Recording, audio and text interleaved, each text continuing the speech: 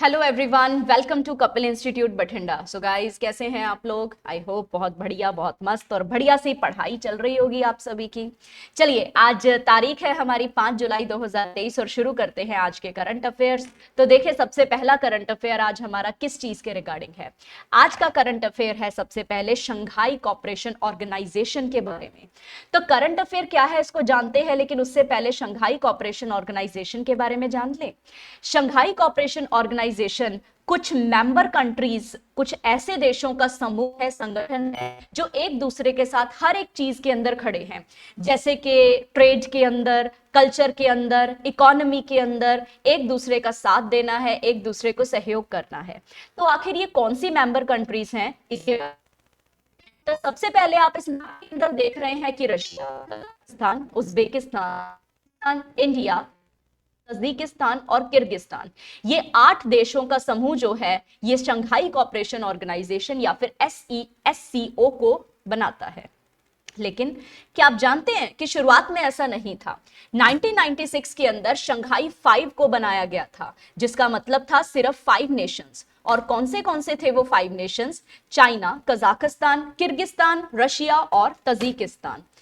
उसके बाद 15 जून 2001 में जब इनकी मीटिंग हुई थी और मीटिंग में इन्होंने डिसाइड किया था कि इसको रीनेम कर दिया जाएगा और SCO नाम दे दिया जाएगा। 2017 के अंदर इंडिया और पाकिस्तान भी इसके मेंबर बन जाते हैं, जिसके बाद ये सारा का सारा जो है 8 मेंबर का ऑर्गेनाइजेशन बन जाता है। अब इस 8 मेंबर के ऑर्गेनाइजेशन के ऊपर आज न्यूज आई है। तो क्या न्यूज आई है? न्यूज ये है कि इंडिया ने 23rd edition of SCO summit को वर्चुअली होस्ट किया है। वर्चुअली मींस समझ रहे हो ना आप कि वहां के लोग यहां नहीं आए हैं, वीडियो कॉन्फ्रेंसिंग के थ्रू ये सब कुछ हुआ है। ठीक है, तो 4 तारीख को हमने होस्ट किया है। इसके अंदर आपको 23rd एडिशन को हमेशा याद रखना है, क्योंकि जब भी SCO समिट एग्जाम में आएगा तो उसका एडिशन आपसे पूछा जा सकता है। और दूसरी चीज हमेशा याद रखनी है, होस्ट कंट्री, और इस बार की हमारी होस्ट कंट्री है इंडिया। जैसे 22वां एडिशन जब 2022 में हुआ था, तब उसकी होस्ट कंट्री थी उज्बेकिस्तान, जिसकी राजधानी है समरकंद। तो वहां पे PM मोदी उस समय वहां पर गए थे और बहुत सारे अच्छे अच्छे डिसीजंस जो है वहां पर लिए गए थे। इस बार की जो हमारी थीम है 2023 की, उस थीम का नाम है टुवर्ड्स अ सिक्योर SEO, यानी कि सिक्योर का भी कोई ना कोई एब्रीवेशन यहां जरूर है। बिल्कुल, सिक्योर का मतलब है सिक्योरिटी, इकोनॉमिक डेवलपमेंट। सिक्योरिटी का मतलब क्या होगा कि हम सिक्योर हो रहे हैं, हमें एक दूसरे की सिक्योरिटी का ध्यान रखना है, एक दूसरे को इकोनॉमिकली हमें डेवलप करना है। कनेक्टिविटी यानी कि एक दूसरे के साथ हमने अच्छे रिलेशंस को बना के रखना है और जुड़े रहना है। यूनिटी यानी कि हम लोग सब एक यूनियन होकर काम करेंगे, हर चीज के लिए, हर मुसीबत से लड़ेंगे, चाहे फिर वो टेररिज्म क्यों ना हो। और नेक्स्ट हमारे पास आर का मतलब आता है respect for sovereignty and territorial integrity. एक दूसरे देश की जो स्वाधीनता है, सोवरेनिटी मीन्स होता है स्वाधीनता, तो स्वाधीनता का ध्यान रखें, और टेरिटोरियल इंटीग्रिटी यानी कि जो क्षेत्र की हद है उसका भी ध्यान रखें। और लास्ट में हमारे पास आता है ई स्टैंड्स फॉर एनवायरमेंटल प्रोटेक्शन, और एनवायरमेंट को भी हमने प्रोटेक्ट करना है। तो इस साल का थीम बड़ा ही मजेदार है, सो इसलिए इसको हमें याद रखना है।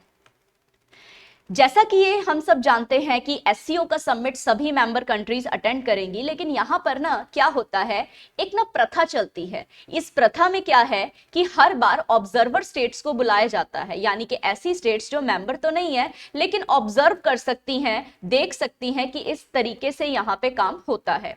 तो ईरान, बेलारस और मंगोलिया इस साल के ऑब्जर्वर स्टेट्स हैं।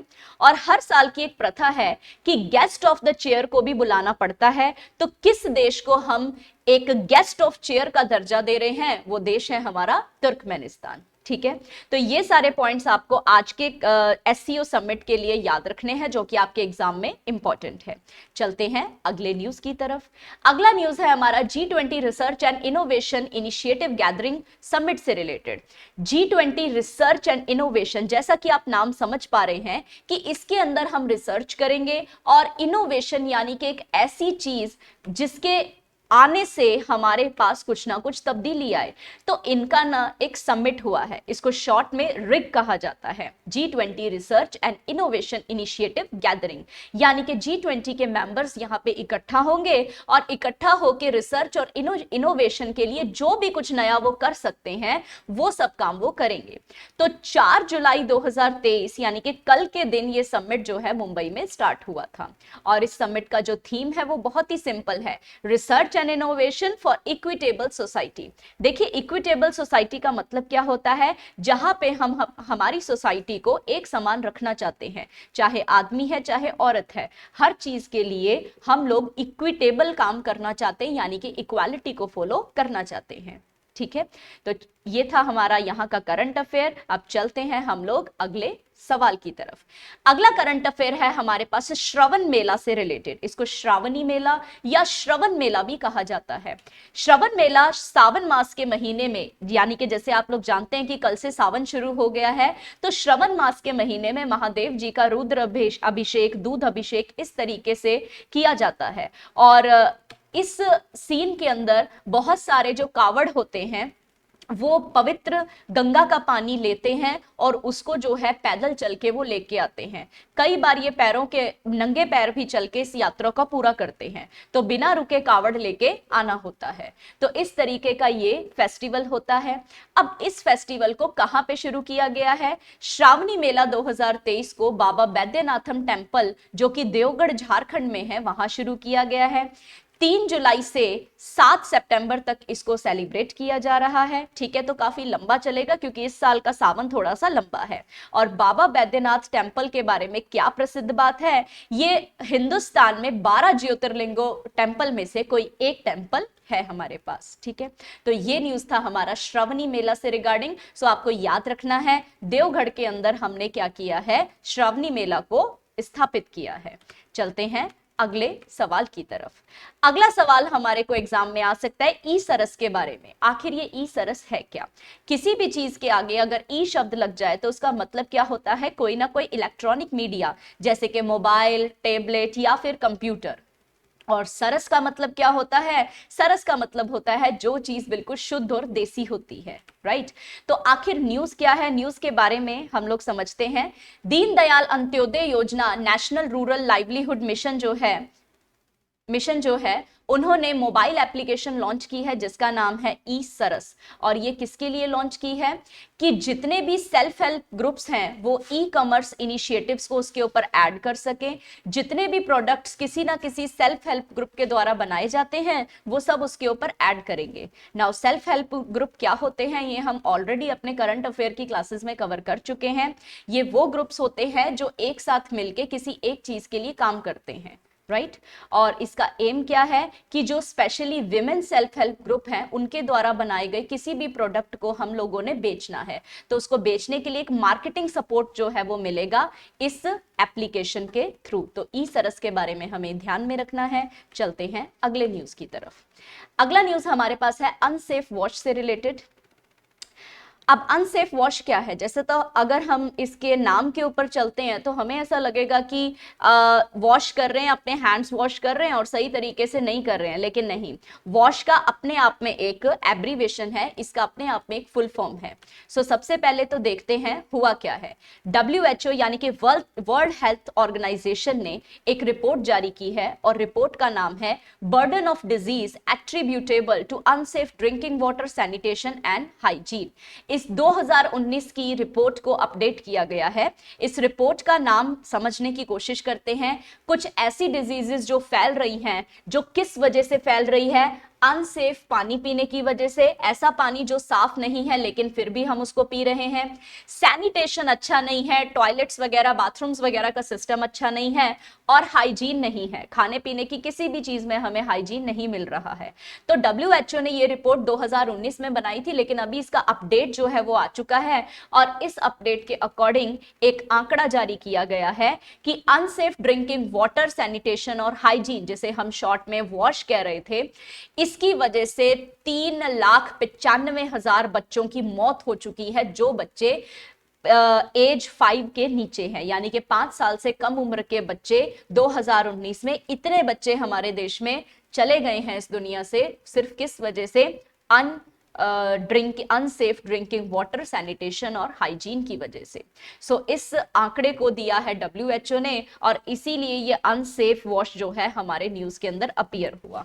तो ध्यान में रखना है, जो भी रिपोर्ट्स होती हैं वो एग्जाम में इंपॉर्टेंट रहेंगी। चलते हैं अगले सवाल की तरफ। अगला करंट अफेयर हमारा यूक्लिड टेलीस्कोप से रिलेटेड है। आखिर टेलीस्कोप क्या होता है? जैसा कि आप सब लोग जानते हैं कि टेलीस्कोप एक ऐसा यंत्र है जिससे हम कोई भी आसमान में होने वाली चीज को देख सकते हैं। हम प्लैनेट्स को देख सकते हैं, स्टार्स को देख सकते हैं, मून को देख सकते हैं, सभी चीजों को हम लोग देख सकते हैं। तो ये होता है हमारा टेलीस्कोप।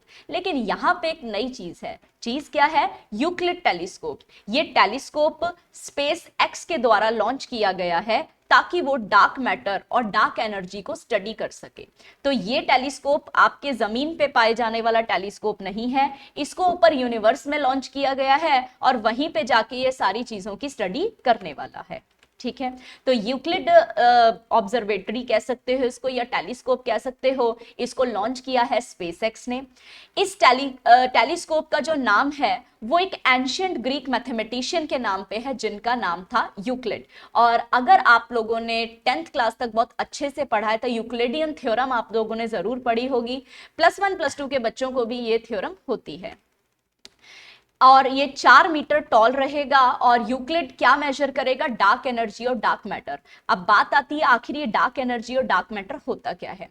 कोई भी ऐसी चीज हमारे ब्रह्मांड में जिसके बारे में हम ये अंदाजा नहीं लगा सकते कि वो कोई एटम है या फिर लाइट है, जब हम ऐसा कुछ अंदाजा नहीं लगा सकते तो उसको डार्क एनर्जी या फिर डार्क मैटर कहा जाता है। जैसा कि आप इस फोटोग्राफ में देख सकते हैं, इस शॉर्ट वीडियो में आप देख सकते हैं कि यहां से लाइट निकल रही है या कि एटम्स का समूह है, कुछ नहीं पता लगा पा रहे, उस चीज को हम डार्क मैटर या डार्क एनर्जी बोलते हैं। यानी कि डार्क चीज वो होती है जिसके बारे में हमें लिटरली कोई अंदाजा नहीं है। तो अगर हमारे ब्रह्मांड में ये लाइट डार्क एनर्जीज हैं, ये डार्क मैटर है, तो उसको स्टडी करने के लिए ही यूक्लिड टेलीस्कोप को लॉन्च किया गया है। ठीक है, आई होप आपको क्लियर होगा। चलते हैं अगले न्यूज की तरफ। अगला न्यूज है हमारा अक्षर रिवर क्रूज के बारे में। अभी जैसा कि हम समझ सकते हैं कि एक रिवर के ऊपर कोई ना कोई क्रूज शिप बनाया गया है जिसका नाम अक्षर रखा गया है। तो सबसे पहले तो समझते हैं कि क्रूज क्या होता है। क्रूज एक वो पैसेंजर शिप होता है जिसके अंदर लोग अपनी यात्रा करते हैं किसी ना किसी एंजॉयमेंट पर्पस के लिए। फॉर एग्जांपल हमें किसी दूसरे देश में जाना है तो पूरा का पूरा क्रूज जो है उसके अंदर हम बैठ के जाते हैं और शिप की यात्रा करते हैं, तो इसे हम कहते हैं क्रूज। अब ये जो क्रूज है इसकी ओपनिंग की गई है union minister of home and corporation minister जिनका नाम है अमित शाह। तो वो होम मिनिस्टर भी हैं और कॉर्पोरेशन मिनिस्टर भी हैं। उन्होंने अक्षर रिवर क्रूज को साबरमती रिवर के ऊपर जो है वो इनॉग्रेट किया है अभी अभी। और ये पहला पैसेंजर कैटामैरन है, मतलब क्रूज है, जिसको मेक इन इंडिया प्रोजेक्ट के अंदर हम लोगों ने बनाया है। ठीक है, तो इसको ध्यान में रखना है। टोटल कॉस्ट इसका 15 करोड़ लगा है, जिसमें ट्विन इंजन है और कम से कम एक बार में जो है 165 पैसेंजर्स को ये ट्रैवल करवा सकते हैं 1.5 आवर्स के लिए, यानी कि 1.5 घंटे के लिए। अब आप सोचेंगे कि कोई बड़ी यात्रा 1.5 घंटे में कैसी पूरी होगी, तो जनाब ये एक रिवर क्रूज है जो कि सिर्फ एक रिवर को क्रॉस करेगा, ना कि समुद्री क्रूज है। समुद्री क्रूज हमारे पास बहुत सारे हैं, river cruise make in India project में हमने पहला पैसेंजर क्रूज बनाया है। ठीक है, सो आई होप आपको ये करंट अफेयर समझ में आया होगा। तो इसी के साथ अगले करंट अफेयर के ऊपर हम चलते हैं और अगला करंट अफेयर है हमारा जूलॉजिकल सर्वे ऑफ इंडिया से related. Zoological survey of India का डे हम सेलिब्रेट कर रहे हैं, तो सबसे पहले जान लेते हैं कि आखिर ये जूलॉजिकल सर्वे ऑफ इंडिया क्या है। जानवरों के लिए, जानवरों के अच्छे फ्यूचर के लिए जूलॉजिकल सर्वे ऑफ इंडिया का निर्माण 1916 में हुआ था। तो 1916 में अगर इस संस्था को बनाया गया था तो आपके दिमाग में एक पॉइंट तो फिट हो ही गया होगा कि ये संस्था जो है ये अंग्रेजों के जमाने में बनी है। तो अगर अंग्रेजों के जमाने में बनी है तो किसी ना किसी महारथी ने तो इसको बनाया ही होगा। तो उनका नाम है थॉमस नेल्सन एनंडल। और ये आप इनके बारे में देख सकते हैं कि थॉमस नेल्सन एनेंडल ने जो है जूलॉजिकल सर्वे ऑफ इंडिया का निर्माण किया। इनको ये सब कुछ बनाने के लिए ना बहुत सारी रुकावटों का भी सामना करना पड़ा, लेकिन ब्रिटिश पार्लियामेंट में जो एनवायरमेंट मिनिस्ट्री है वहां से इन्होंने अप्रूवल साइन करवा ही लिया और जूलॉजिकल सर्वे ऑफ इंडिया का निर्माण हो ही गया। अब यूनियन मिनिस्टर ऑफ एनवायरमेंट और फॉरेस्ट और क्लाइमेट चेंज और लेबर एंड एम्प्लॉयमेंट जो है हमारे भूपेंद्र यादव, उन्होंने 3 दिन का सेलिब्रेशन प्रोग्राम जो है वो लॉन्च किया है, क्योंकि इस जूलॉजिकल सर्वे ऑफ इंडिया को बने हुए पूरे 108 साल हो चुके हैं। तो कोलकाता के अंदर इस दिन को सेलिब्रेट किया जा रहा है, क्योंकि कोलकाता में ही इसके हेडक्वार्टर्स को बनाया गया था। अभी 108 साल हो गए हैं, इसीलिए ये जूलॉजिकल सर्वे ऑफ इंडिया का डे हम सेलिब्रेट कर रहे हैं, तो इसलिए ये न्यूज में है। तो याद रहे, आपको बैकग्राउंड से भी क्वेश्चन को याद रखना है। और इस का स्पेशल फोकस जो है इस दिन का, या थीम आप कह सकते हो, वो है मिशन लाइफ। ठीक है जी। सो ये थे हमारे आज के करंट अफेयर्स। सो मिलते हैं आपसे अगली क्लास में अगले करंट अफेयर्स के साथ। Till then have a nice day, take care guys.